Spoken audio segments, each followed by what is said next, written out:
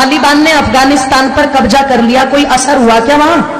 सांसदों को भी रातों रात सब कुछ छोड़ करके निकलना पड़ा कि नहीं निकलना पड़ा? बोलो, तुम्हें क्या लग रहा है तुम्हारे देश में ये स्थिति नहीं बन रही?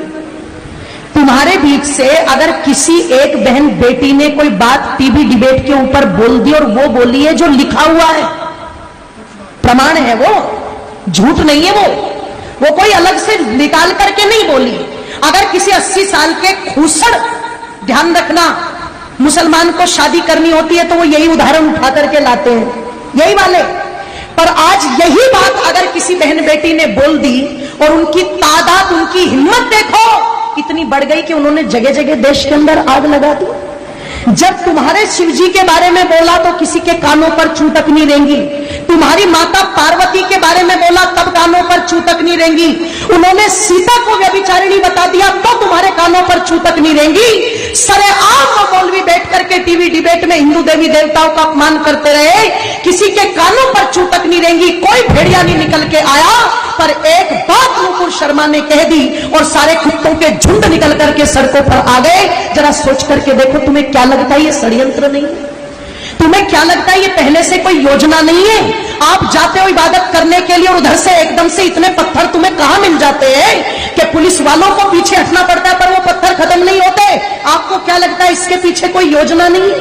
और इसके पीछे कोई योजना नहीं है कि जो भाईचारे के गीत सुनाए जाते हैं वो सारे के सारे गीत हमारे लिए है, क्या वो उन पर गीत लागू नहीं होता? अगर इतने शांति के स्थापित करने वाले हैं, अगर इतनी अल्लाह ताला की इबादत करने वाले हैं, तो जब नुपुर शर्मा के लिए देश में आग लगा दी तो जिन कुत्तों ने, ध्यान रखना, कन्हैया लाल की गर्दन काटी है, उनके लिए भी सड़कों पर आना चाहिए था कि नहीं आना चाहिए था?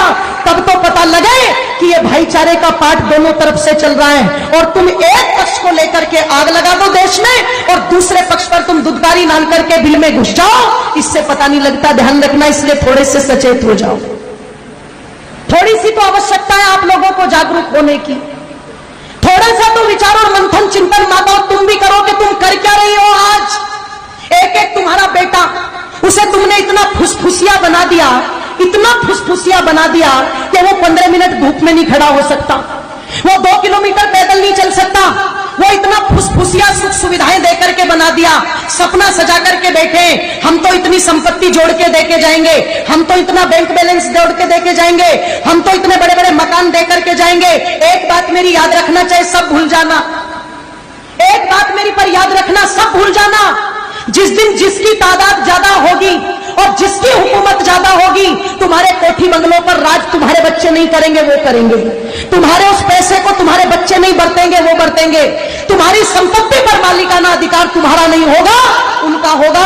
अगर यकीन ना हो तो कश्मीर का इतिहास ज्यादा पुराना नहीं है, अगर यकीन ना हो तो पाकिस्तान को अलग हुए ज्यादा समय नहीं हुआ है, जब रातों रात अपना सब कुछ छोड़ करके वहां से भगना पड़ा था।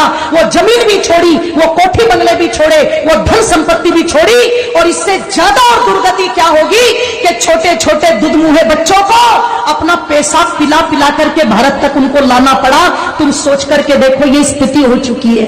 और अगर ये पहले हो चुका है, आगे नहीं होगा, ऐसा बिल्कुल भी मान करके मत चलना, क्योंकि जो कौम अपने भूले इतिहास से शिक्षा नहीं लेती उसको उनके मिटने में कभी भी देर नहीं लगती।